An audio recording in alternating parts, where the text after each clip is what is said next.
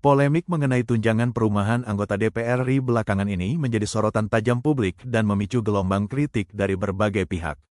Isu ini bermula dari kebijakan baru yang menggantikan fasilitas rumah jabatan, RJA, dengan tunjangan uang tunai sebesar Rp50 juta per bulan untuk setiap anggota DPR.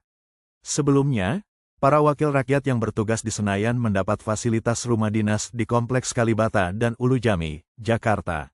Namun, sejak tahun 2024, seluruh rumah tersebut dikembalikan kepada negara, dan sebagai kompensasinya, Kementerian Keuangan menetapkan bahwa anggota DPR akan menerima tunjangan perumahan.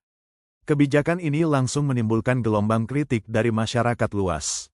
Banyak yang menganggap pemberian tunjangan sebesar itu tidak sensitif terhadap kondisi sosial ekonomi masyarakat saat ini.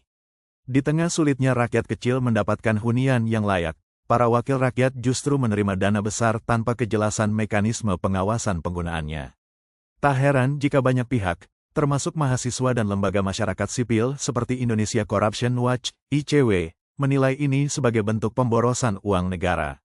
ICW bahkan menghitung bahwa dalam 5 tahun, anggaran negara berpotensi terbebani hingga Rp2 triliun hanya untuk membiayai tunjangan perumahan 580 anggota DPR.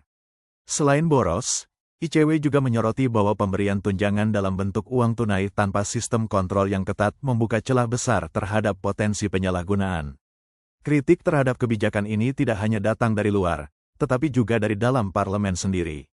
Beberapa anggota DPR menyatakan keberatan dan mempertanyakan urgensi serta efektivitas kebijakan tersebut.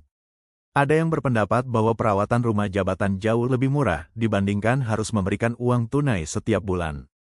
Namun di sisi lain, sejumlah anggota DPR membela kebijakan ini dengan alasan kenyamanan dan fleksibilitas, terutama bagi mereka yang merasa tidak cocok tinggal di rumah jabatan karena faktor keluarga atau jarak dari daerah pemilihan. Bahkan Ketua DPR RI, Puan Maharani, menyatakan bahwa kebijakan ini telah melalui kajian dan penyesuaian dengan harga sewa rumah di Jakarta.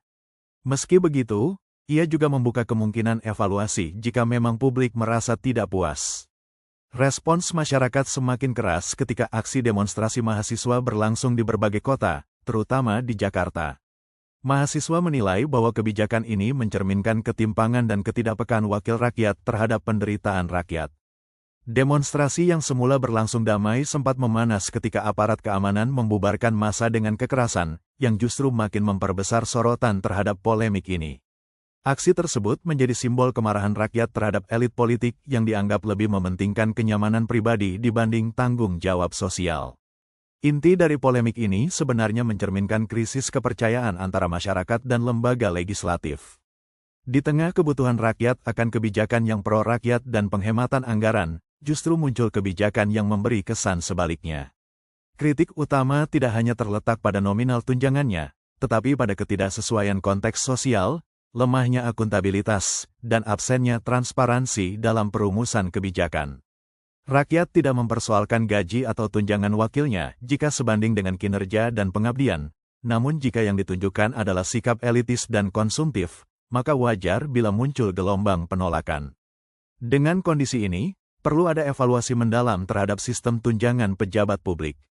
Pemerintah dan DPR seharusnya membuka ruang dialog dan merancang sistem kompensasi yang wajar, transparan, dan sesuai dengan prinsip keadilan sosial. Jika tidak, maka jurang antara rakyat dan wakilnya akan semakin lebar, dan demokrasi yang seharusnya menjadi jembatan aspirasi justru berubah menjadi simbol ketimpangan. Polemik tunjangan perumahan ini menjadi peringatan keras bahwa kepercayaan publik adalah aset politik yang tak ternilai, dan sekali hilang, tidak mudah untuk dikembalikan.